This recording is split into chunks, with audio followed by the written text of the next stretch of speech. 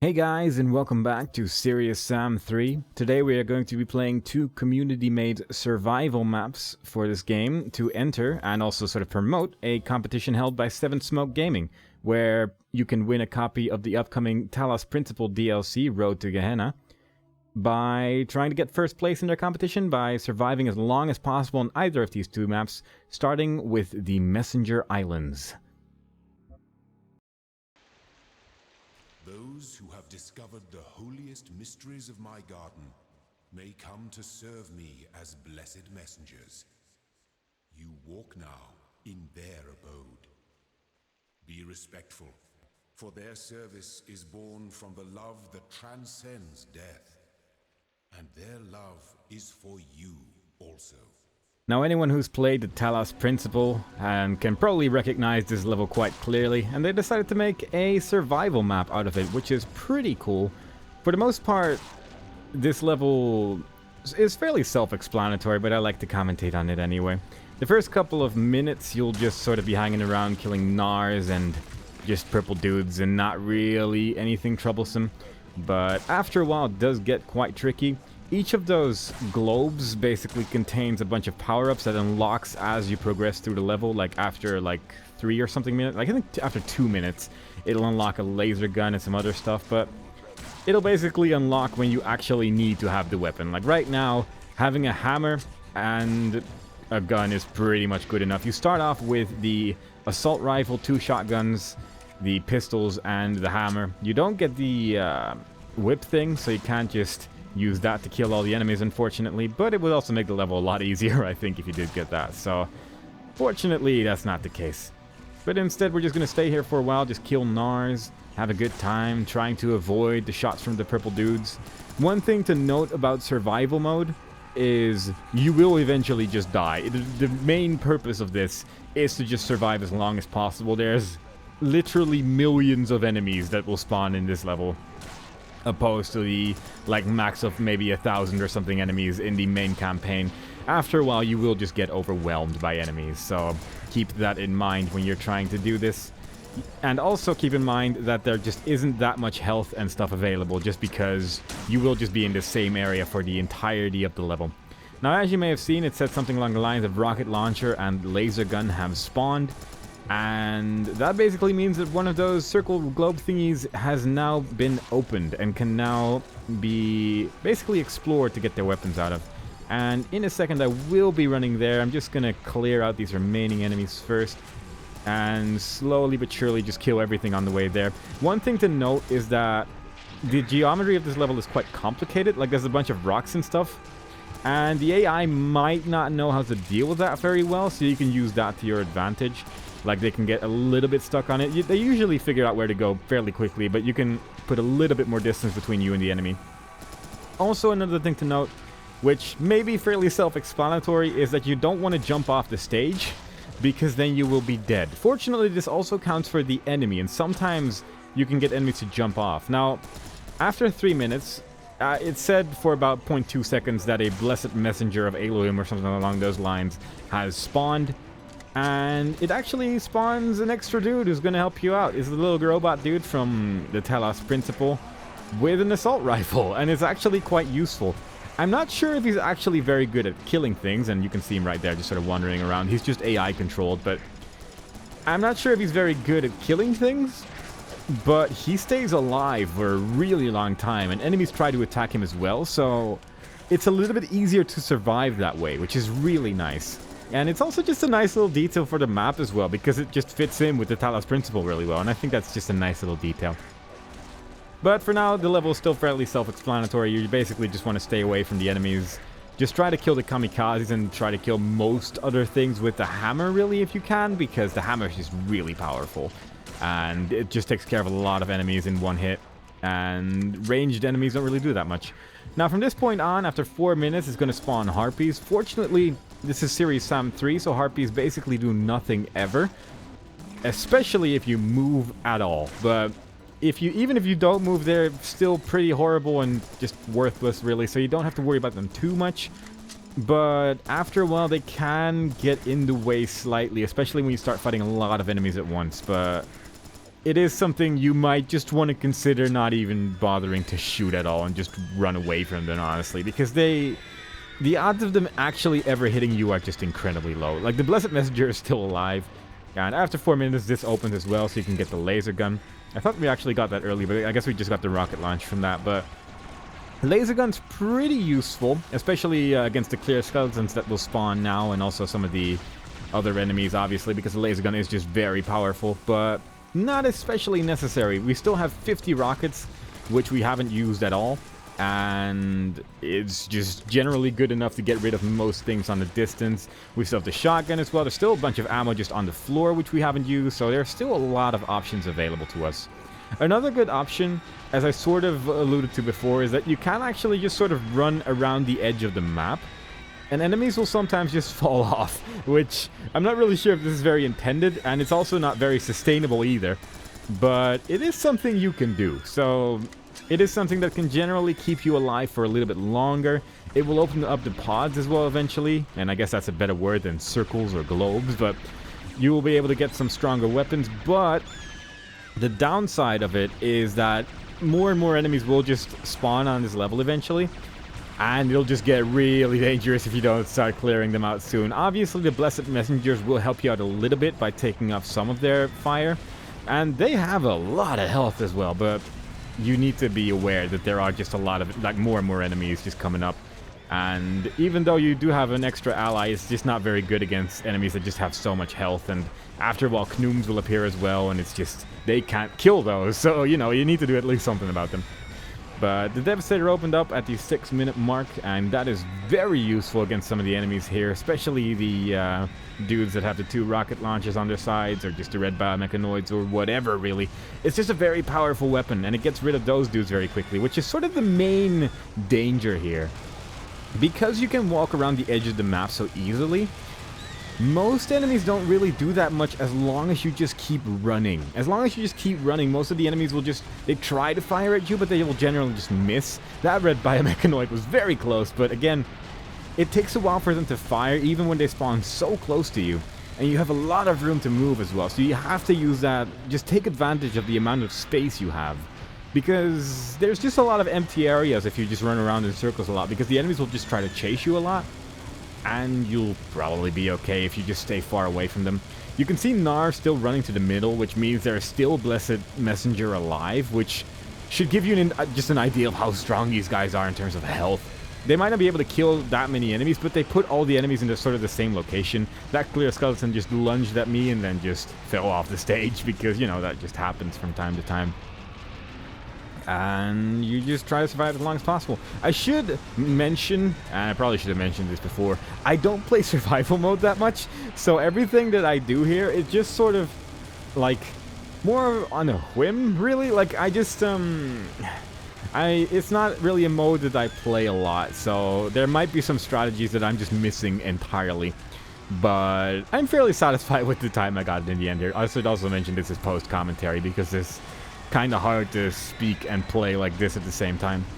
And at the 8-minute mark, the cannon and ammo for the cannon has been unlocked, which is, I believe, the final, like, pod that actually opens up. And again, it's quite useful. We're going to be fighting some Knooms soon. We're going to be fighting more dudes with rocket launchers, and being able to kill mostly enemies that makes things explode is just kind of nice. We don't really get C4, if I remember correctly, in this map, so the cannon is sort of your only way of properly dealing with Knooms right now. Another good thing to note, though, is that Knooms make a very specific noise when they attack. Like, it's very obvious when you listen for it, and basically what you just do is you just run in one direction, and then when you hear the sound, you just start running in the other direction, and you almost always you will avoid it. But it is also worth noting that sometimes they will be attacking the Blessed Messenger, and you won't even need to dodge. But it just, after a while, there's just going to be so many of them on the map that you'll just want to just avoid just in case, because those things hurt so much. If you get hit by a Knoom twice, you're basically dead. So you just want to avoid just in case, basically, and try to survive that way as long as possible. I should also mention that this time is definitely beatable, the one I got in this particular map, because I actually, on my first attempt, I got a better time, but I didn't record it, which, you know, is always great. But no proof of it, so basically just assume it doesn't exist. But it is definitely beatable, but it requires a little bit of luck, it requires a little bit of skill, it just requires you to be a little bit more careful with Knum bullets and things, and getting rid of enemies that shoot rockets just a little bit better. Because the main thing that will damage you, again, is just the explosions if you just run around like this. Because the splash damage of any of the explosions is just good enough to deal a fair amount of damage, really. And because there just isn't that much health and armor around, it kills you. And like right there, I just took a lot of damage from probably a Knum or something like that, which just got rid of pretty much all of my armor and a large chunk of my health as well. So it's just really unfortunate that that happened, but I'm satisfied enough with my time, and hopefully some of you guys can beat it. It would be cool if some of you maybe win a copy of the Talos Principle DLC or any of the other prizes available in their prize pool. I'm not super familiar which other prizes are available, but you can probably ask them and they'll give you a solid answer on that one. There will be more information about the competition in the description as well. And there is even a way to maybe win a copy of the DLC without even playing either of these maps, but you'll need to click on the link in the description to find out more information about that. But this is just about the end of this. This 12 health is not really a very good way to survive. And there you go. Did get the gold medal, fortunately, so that's pretty cool. And with that, we are going to the second map, which is Basement Survival. Now, the Basement Survival map is completely different from the other map, which is pretty cool. It makes use of a More Enemies mod by Serious Norbo, which basically means that this map is not going to contain any of the enemies you might be used to seeing in Serious Sam, so that's pretty cool. And you might have already guessed what's going to happen based on the thumbnail of the map, but basically what I'm trying to say here is you might want to lower your speaker volume for this one, because this one's kind of loud. But because the enemies in this particular map are so different from just Serious Sam in general, just because they were added in a mod, the strategies you have to use to kill them is actually quite different as well. The only weapons we have right now is the shotguns, a pistol, and the assault rifle. You have access to your hands, but your hands don't do anything to these guys.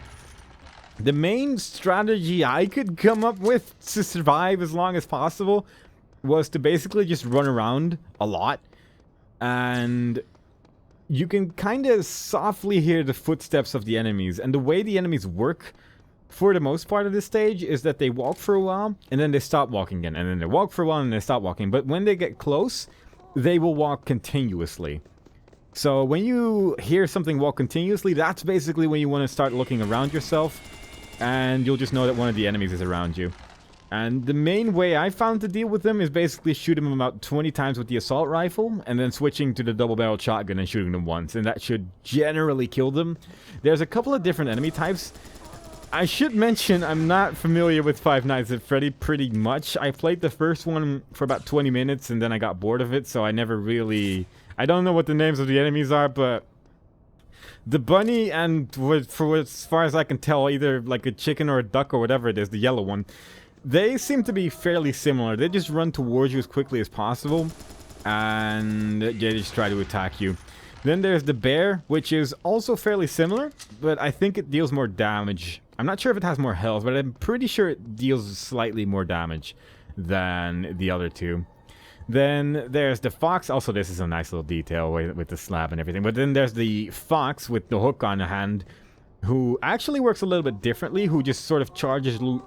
Like, the fox charges you like a bull does, sort of. Like, basically a more aggressive bull from Serious Sam. So you can actually avoid their damage entirely by just sort of dancing around them. But I think he has a lot more health, and I think he also deals a little bit more damage compared to the other enemies as well. So that's fairly scary. And then I think the last enemy is a golden version of the bear who just makes this horrible noise. And that's the fox right there, as you can see. And you can completely avoid their damage if you just let them tango around you, which is fairly nice. But then there's the golden bear who makes this horrible noise, and I'm pretty sure he just deals the most damage out of all of them. Now, after a couple minutes of laser gun spawns, it always spawns in the same location. But this place is kind of a maze, but as long as you just sort of follow the right wall, then you'll find it eventually. So that's kind of cool, right? And that's pretty much it, really. After a while, you kind of start getting overwhelmed again, because again, that's how survival mode works in this game. But if you just try to call the numbers as much as possible for as long as possible, then most of the time you won't be fighting more than 2 enemies at once, and that's just what you kind of want, because fighting 3 of them at once is horrible, because these guys are fast. They are really, really fast, and when they get too close to you, they will just, like, destroy you. Their range is actually quite impeccable as well, and they're, like, unlike Nars and stuff like that, when they do a melee attack, they will pretty much hit you wherever they are. It's just that they have to get pretty close to actually damage you. But again, Nars are pretty slow. These guys are really not. They are incredibly fast. It's just that they stop moving from time to time if they're not super close to you. So it's not immediately obvious just how fast they are until they're right in your face, which is pretty scary. But as long as you just, again, try to take care of them as much as possible, then you'll generally be okay. Now, there is some audio cues to this as well, which might not be immediately obvious. Obviously, there's the bear that's singing, but every now and then you'll hear this child laugh thing. I think that means that the golden bear has spawned, so I'm pretty sure that's the one who makes that noise. So once you hear that noise, you pretty much just want to switch to the laser gun immediately, because he is a tank. Like, he just takes a lot of damage and deals a lot of damage as well, and he also just makes a horrible enough noise that you want to get rid of him as quickly as possible. Now, that's the sound basically, and that's the bear who just, it's just such a nasty noise, and he even makes a different noise upon death as well compared to all the other enemies. You don't really want to use a laser gun on that guy, but a panic, but you know, what are you gonna do? You don't really have a lot of ammo in this level either. It's quite a large stage.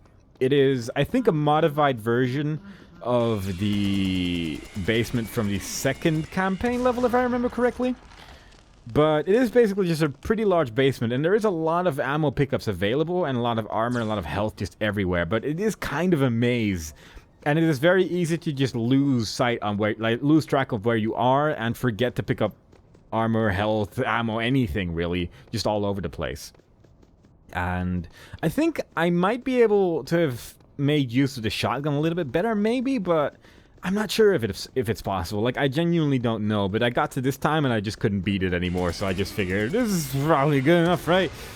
And just left it at that. But I wouldn't be overly surprised if there is some way where you could maybe use the shotgun more efficiently, so you would have just more ammo available that way as well. Because after a while, you just run out of assault rifle ammo. There's just not enough, really, to survive for super long periods of time. But it's something that's worth looking into if you're trying to get a good time on this map, I suppose. So it is definitely something you might want to try out if you're trying to get a good enough time to maybe compete in the competition as well. And that'll be cool. But yeah, basically just keep this up. I do kind of like using the laser gun when you're fighting numerous enemies at once, because if you're using the shotgun to basically deliver the final blow on an enemy, then you won't be able to run for a while, and you won't be able to shoot for a while either, and you can't switch weapons for a while either. So it's like, it's pretty scary to use the assault rifle shotgun thing when there's more than one enemy. But simultaneously, there's not that much laser gun ammo available, so it's like, I don't know. I don't know what the optimal strategy is for this, and I think if I had just more experience in survival mode, I probably would have been able to give a more concrete answer on that. But as it stands, this is what I figured out was probably best after about a day. So it's like, you know, it's opinions may vary, but it sort of worked out. I ended up getting the gold medal for this stage, which surprised me. So I guess it worked out good enough, but it wouldn't surprise me if there are some strategies available that are just better. It is sometimes the enemies also get sort of stuck as well. Like, I've had an instance where one of the enemies just stood right in front of me and then just stopped. And at first I thought, cool, I can just stand here and then he'll never attack me, he'll be blocking off the enemies and neato. But after a while, enemies will just, like, another enemy will find you and he'll just push the other enemy into you, or he'll just start attacking you and then you're stuck behind an enemy in a wall. So you'll just die really quickly because of it, and that's why I thought running was maybe better. But there you go. Now there's like 3 enemies behind me, including the one that's just really strong, and I just ran for it to try and survive as long as possible. But there you go. Those were the 2 stages which can make you eligible to win maybe a copy of the Talos Principle DLC that's coming out in a week from now. And I would definitely recommend giving it a try. These are both improvable times, I think. And it would be cool to see other people try this out as well. More information about the contest will be in a link in the description. And give it a shot. It's right there. If you own Serious Sam 3, then the levels are free to download on the Community Workshop. I think you need the DLC for Serious Sam 3 to get some of them to work. Like, at least the Island Messenger one, I believe. Otherwise, it might give an error, but I'm not 100% sure about that. Because I already own the DLC, but I saw someone mention it in the forums about the level itself. And with the basement survival map, you need to download another mod as well, but it'll tell you when you try to download it which one it is and how to download it as well. So it's all fairly self-explanatory how to get it to work. You might need to get run the moddable version of the game a couple times. Like, it will tell you that the files are updated and you have to restart. And you may have to do that a couple times in a row to get it to work. But once you get it to work, you can just play the levels and see if you like it, see if you can improve my time, and try to submit it to Seven Smoke Gaming to win some cool prizes. And that would be nice. So give it a shot. And I hope to see some of you guys beat my times, because come on, you guys can do it. I believe in you. And I hope to see you guys next time. Bye-bye.